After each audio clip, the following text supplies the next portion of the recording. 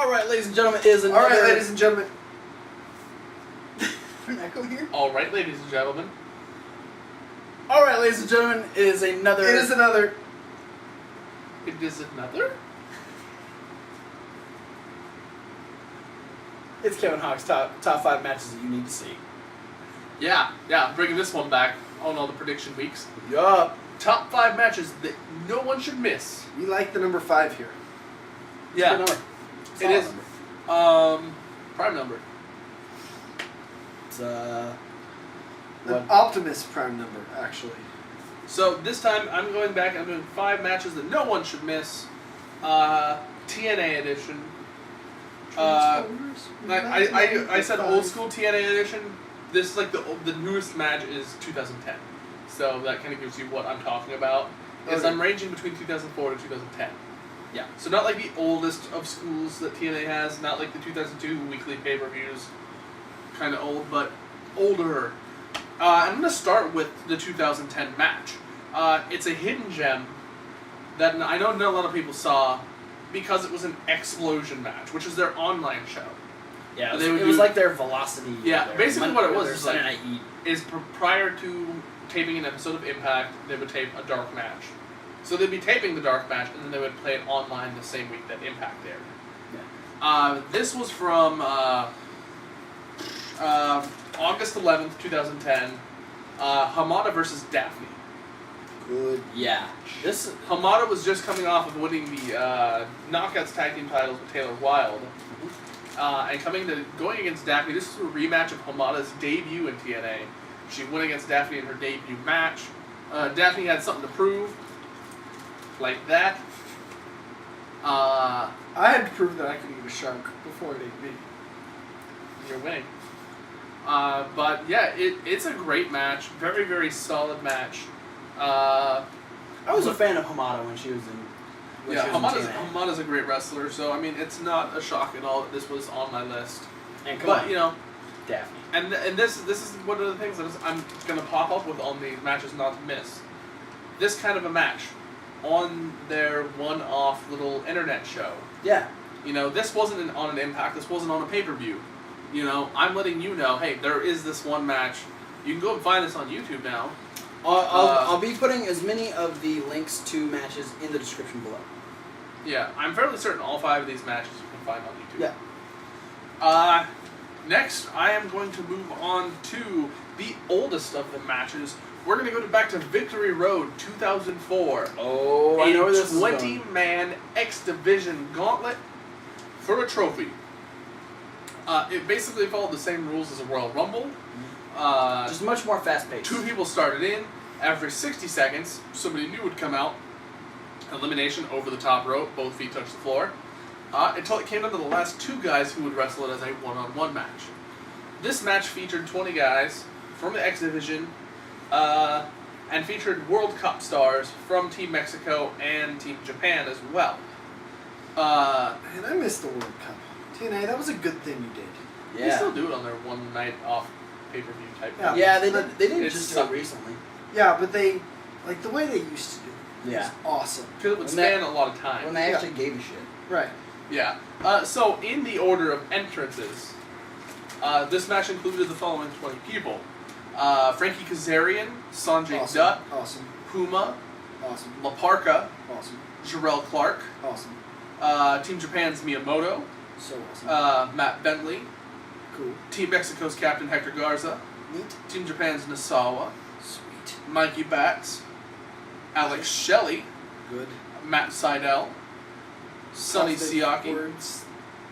Jason Cross, Shark Boy, Psychosis, D-Ray 3000, Amazing Red, Amazing. Spanky aka Brian Kendrick, and Chris Sabin as the final entrant. Hail Sabin. Without giving out too much of who wins, it does come down to Frankie Kazarian versus Hector Garza, the entrance numbers 1 and 7. Yes. They outlasted everyone else. Yeah. Find that one. He's going to link to it. Links in the description. To see who wins. Surprise, surprise there. Alright, moving on. The third match on this list. We're going to move a year forward. We're going to go to Bound for Glory 2005. And and we're going to see the second ever Monsters Ball match.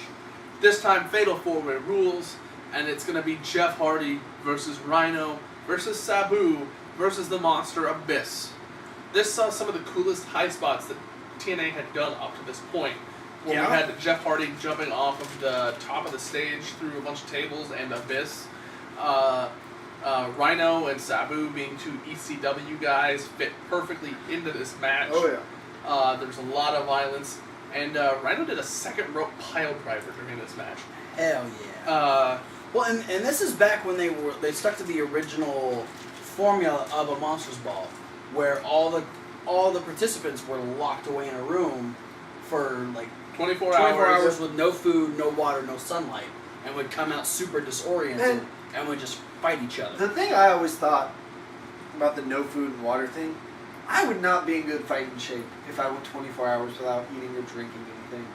But you would have signed the contract for it. I know, but like that would have made a worse match. Like for me personally, they're like, okay, now go fight, but I'm hungry. I don't care. Go fight Rhino. Fuck you. I'm gonna eat Rhino.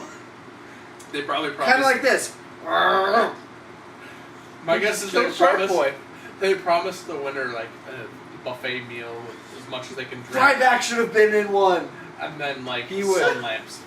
Ryback would excel in Monsters Ball. He wouldn't. He's all about feeding people. Well, the Feed Me More chance would have made so much sense, though.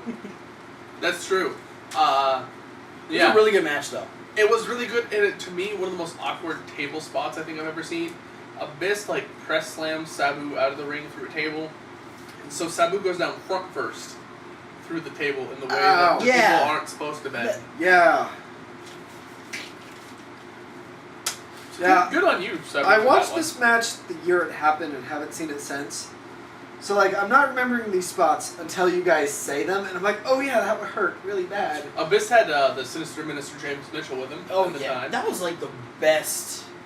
That was like the best, one of the best times for Abyss. Yeah, it was during it was him feuding with Jeff Hardy, and then Sabu and Rhino had their own side feud going on. Yeah. Well, didn't this lead into Abyss versus Sabu?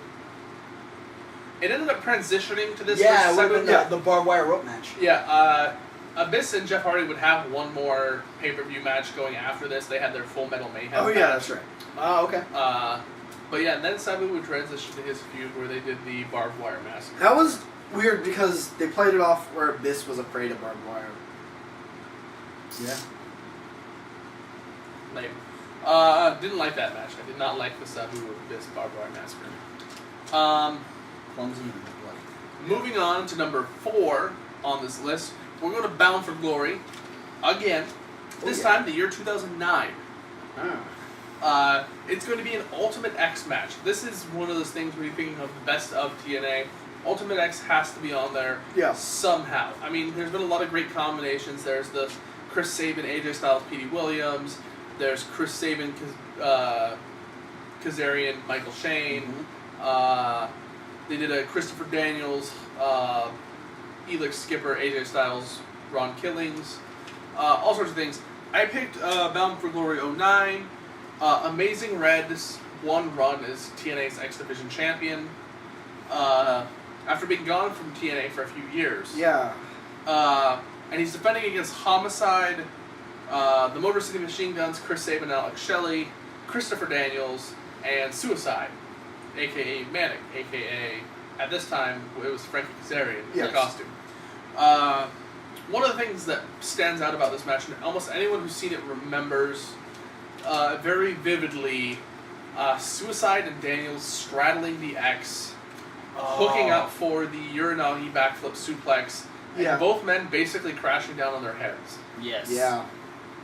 Ow. I saw this on the internet, like on the computer, like with about a couple hours after it happened, and I jumped out of my chair when it happened because I thought I just saw one of these two guys break their neck. Yeah. And that wasn't it. They didn't. That wasn't the end of the match. The match kept going for like another 5 minutes. Good on you guys. They didn't break their necks. They didn't die, as we know, because Kazarian and Daniels are now teaming together. Yes. Maybe they'll be in the tag team gauntlet. I also thought it was funny because there's homicide and suicide in the same match. Yeah, it's just dangerous. Only Sabu. Yeah. Oh, I just think if you get homicide and suicide together, suicide's gonna die. Homicide's in it. Yeah. That's just culpable homicide at that point. Yeah, it was a fun match. Ultimate X match is always fun. It's the epitome of TNA's X-Division standard, no limits. I figure if you're ranking a top 5 TNA matches, 2 of them are probably going to be Ultimate X matches. Yeah.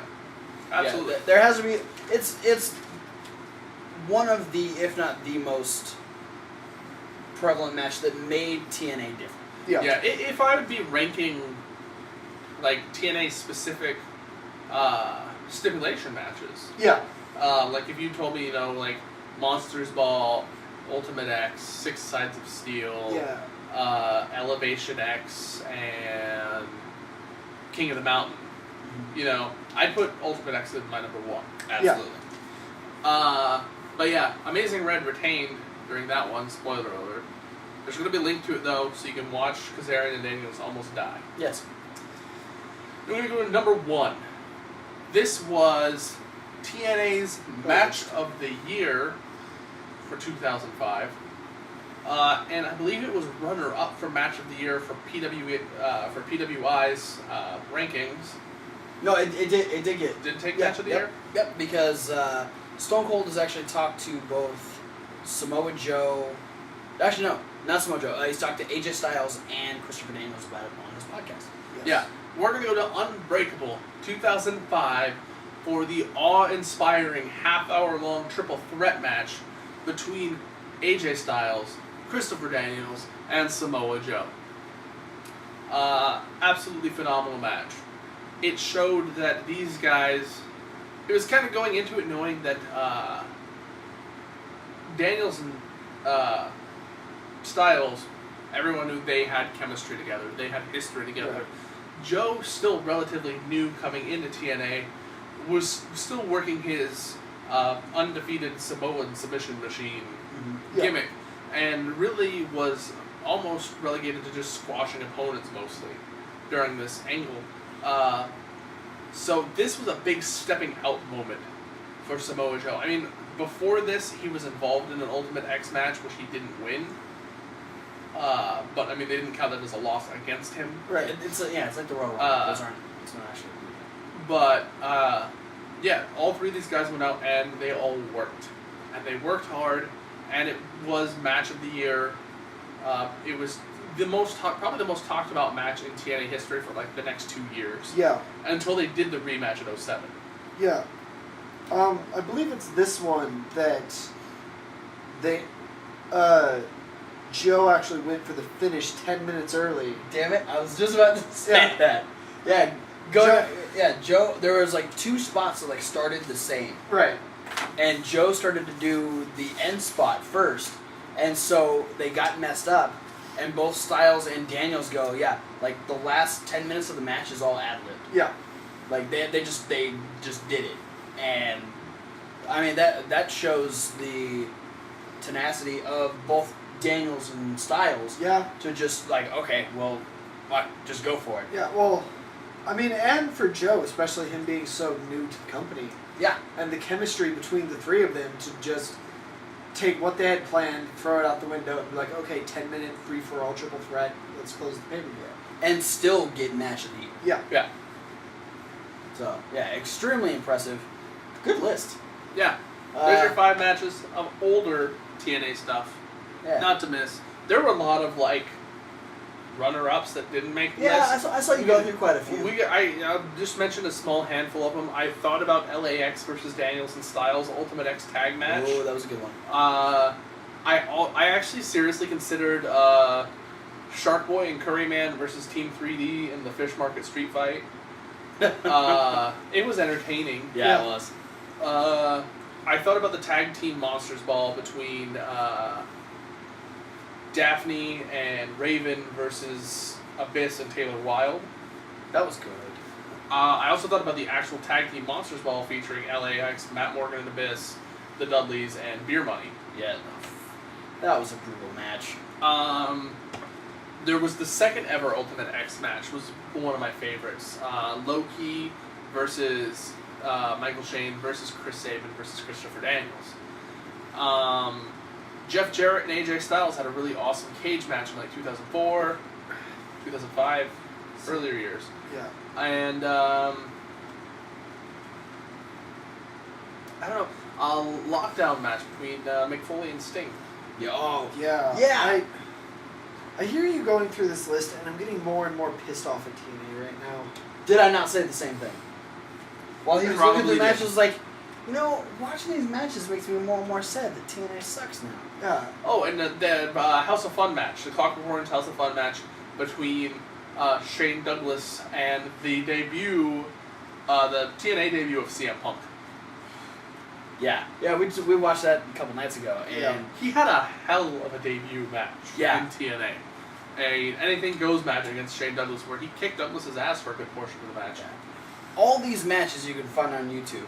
But the list, particularly put together by Kevin Hawk, you can find down in the description. You can relive all the times that TNA was awesome, and more in the Five fact, of the times. more in the fact that they can't replicate that very often anymore. But yeah, great list, Kevin. Good. Thank you. Very good selections. And that is another edition of 5 matches that everyone should see. Coming up next, we've got the SmackDown Rundown, and then Night of Champions predictions. If you want to go back to any of the other videos, like the King of Trios update, the Midweek Wrap-Up, or the Raw Review, click the annotations above, and we will see you at the SmackDown Rundown.